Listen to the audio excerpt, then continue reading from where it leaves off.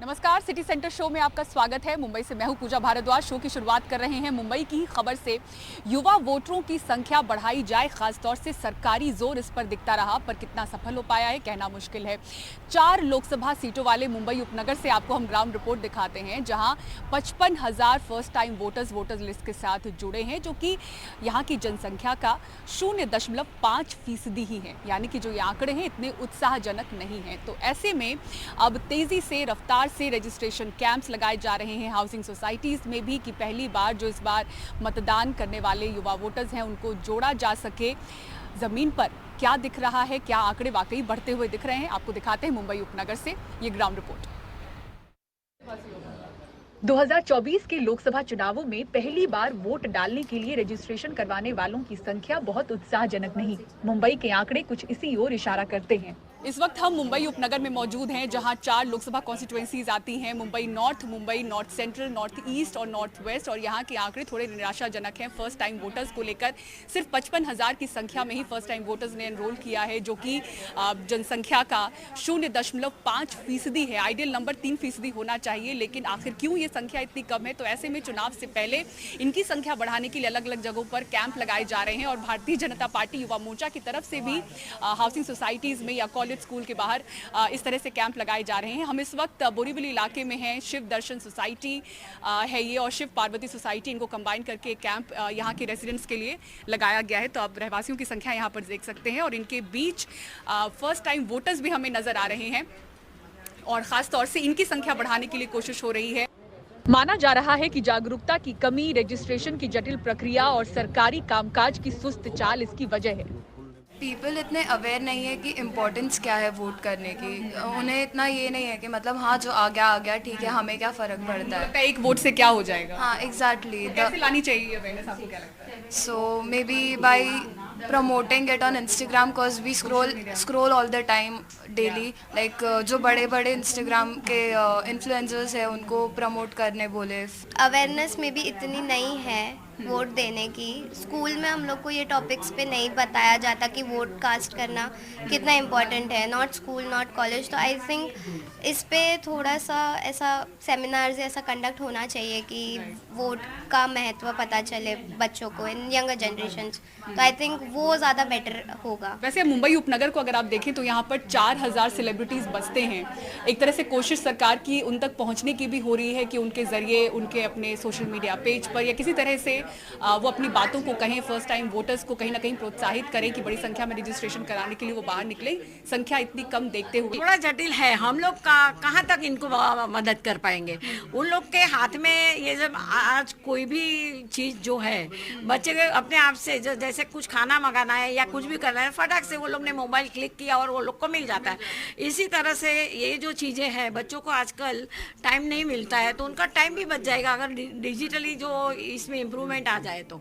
यशवी शाह के पैर में फ्रैक्चर है। अभी 18 साल की हुई हैं। अपने वोट का इस्तेमाल करने के लिए बेहद उत्साहित हैं, इसलिए रजिस्ट्रेशन कराने पहुंची हैं। वहीं 31 साल की ग्रीनी श्रद्धा भी पहली बार वोट डालेंगी। एक्चुअली मुझे अब तक लगा नहीं था कि मतलब कंफ्यूज कि किसको वोट करूं, लेकिन अब जब से मोदी जी आए हैं मुझे उनका काम अच्छा लगा। उन्होंने जो चेंजेस किए हैं इंडिया के लिए, जैसे सबसे बड़ा राम मंदिर बनाया है, जो राम मंदिर वाकई मुद्दा है वोटर्स के बीच में। हाँ, फर्स्ट टाइम वोटर्स के बीच में भी मुद्दा है राम मंदिर। इन यंग जनरेशन के लिए तो बहुत इंस्पायरेशन के है कि बहुत अच्छा बनाया है। ऐसा हर काम पहले इजी नहीं होते थे, अब इजी होने लगे हैं। उम्मीदें क्या होंगी आपकी सरकार से, नई सरकार से? बस आगे भी ऐसे ही करते रहे और थोड़ी महंगाई कम करें। आई वाज लाइक वोटिंग करना है यार, I am just turned 18, I want to do vote. और you excited? I can see that. I am really excited for the voting. Like issues क्या होंगे आपके दिमाग में, टॉप 3 अगर मैं आपसे पूछूं?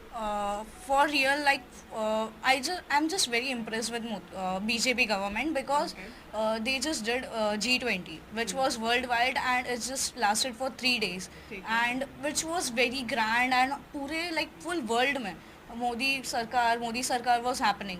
So that is the one point I was like very impressed at that point. And then the Kashmir, 370 that issue, and it's like just these two.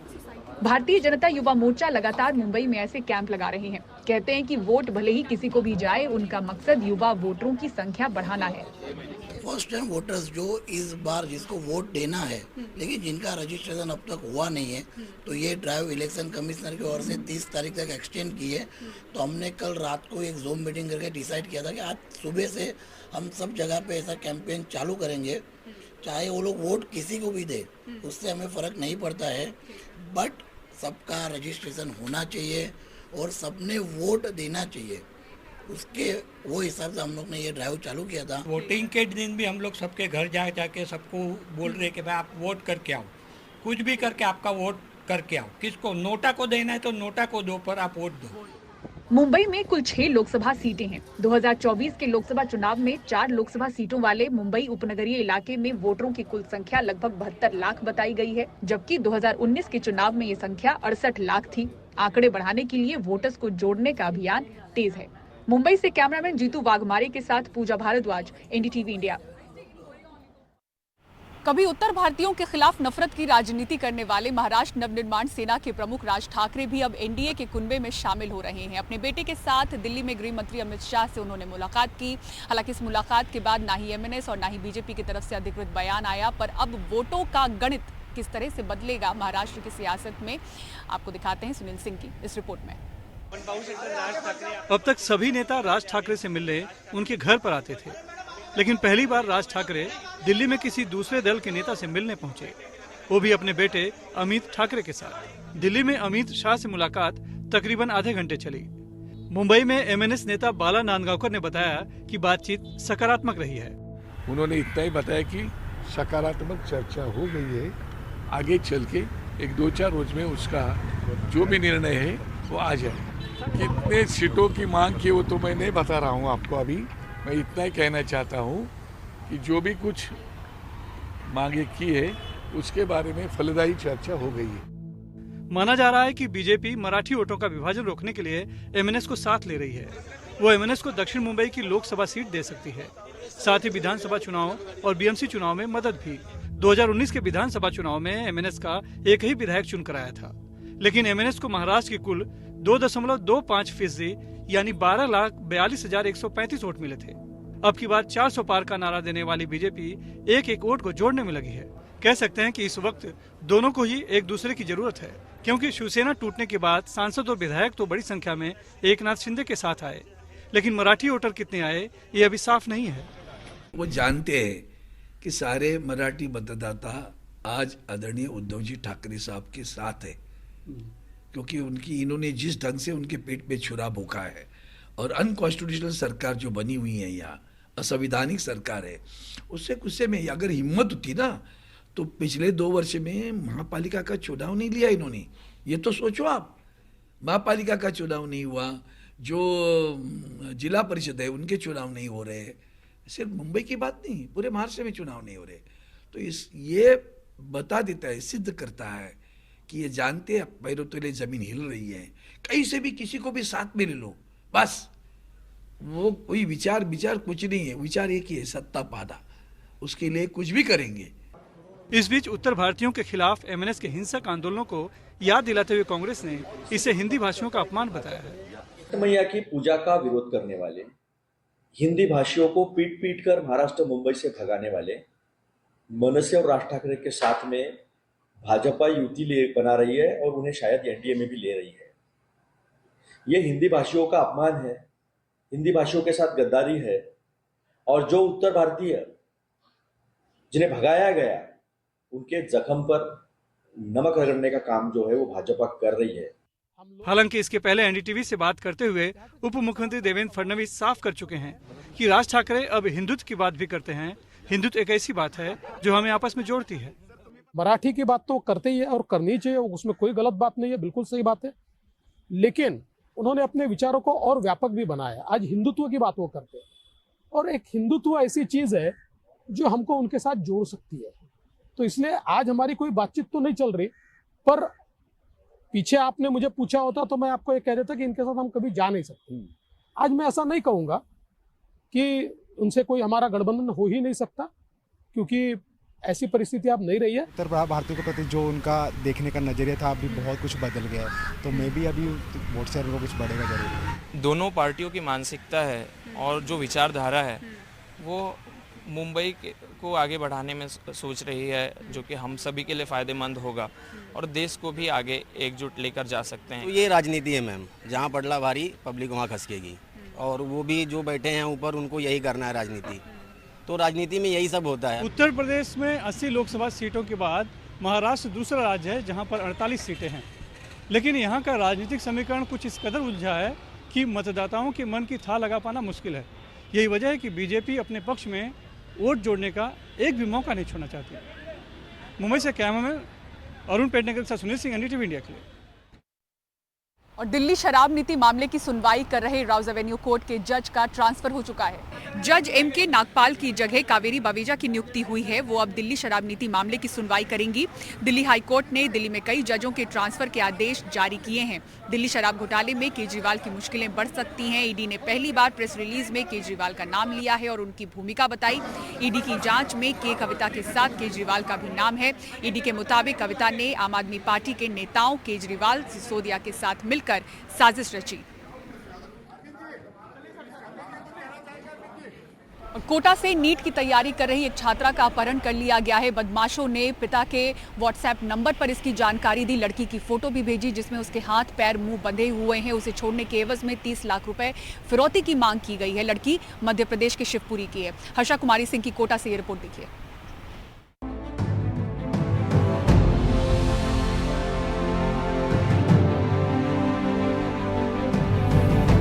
हाथ रस्सी से बंधे हुए हैं, मुंह में रुमाल है।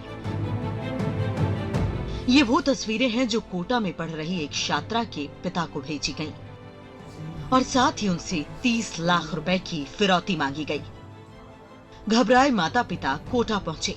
उनका कहना है कि रविवार को बेटी से बात हुई थी और सोमवार को वो लापता हो गई। मध्य प्रदेश के शिवपुरी से कोटा पढ़ने आई जिस छात्रा का अपहरण हुआ, वो कोटा में एक हॉस्टल में रहकर नीट की तैयारी कर रही थी। पिता का ये भी आरोप है कि कोचिंग से उसके दस्तावेज ही गायब कर दिए गए हैं। पुलिस कार्रवाई कर रही है, अपनी पुलिस कार्रवाई कर रही है। रात भर मैं भी पुलिस के साथ बैठा हूँ, तो पुलिस अपना काम अच्छे से कर रही है।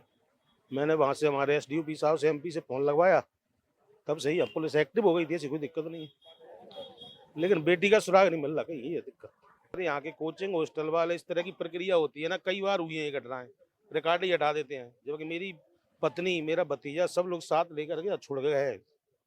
कोचिंग में रजिस्ट्रेशन फॉर्म भरवाया है और वो हेड ब्रांच इनकी नोएडा में कह रही है रजिस्ट्रेशन है बेटी का, वो ये मना कर रहे हैं कोचिंग वाले।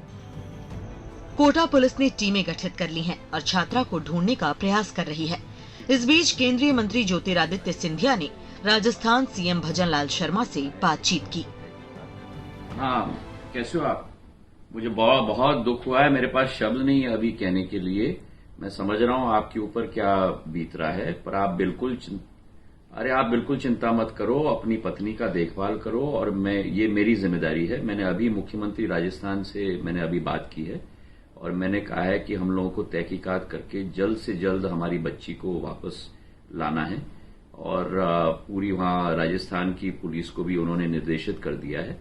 मेरी जिम्मेदारी है, मैं पीछे पड़ रहा हूँ। आप बिल्कुल चिंता मत करो। बेटी आपकी केवल नहीं है, बेटी मेरी भी है।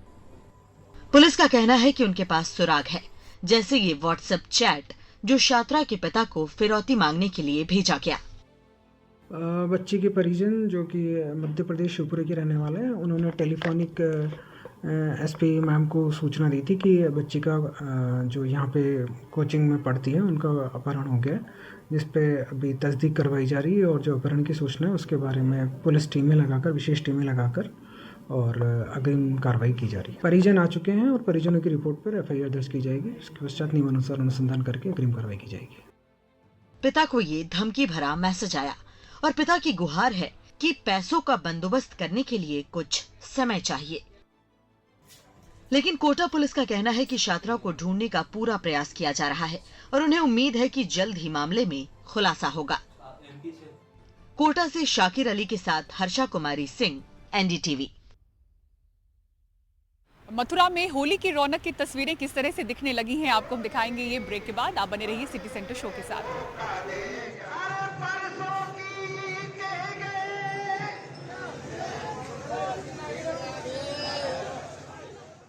और और मथुरा में होली की रौनक दिख रही है। लोग समूहों में यहाँ इकट्ठा हो रहे हैं, एक दूसरे को रंग लगा रहे हैं। देश भर में होली का उल्लास नजर आता है, लेकिन मथुरा की होली हर साल खास होती है। यहाँ होली के त्योहार की रौनक पूरे महीने रहती है।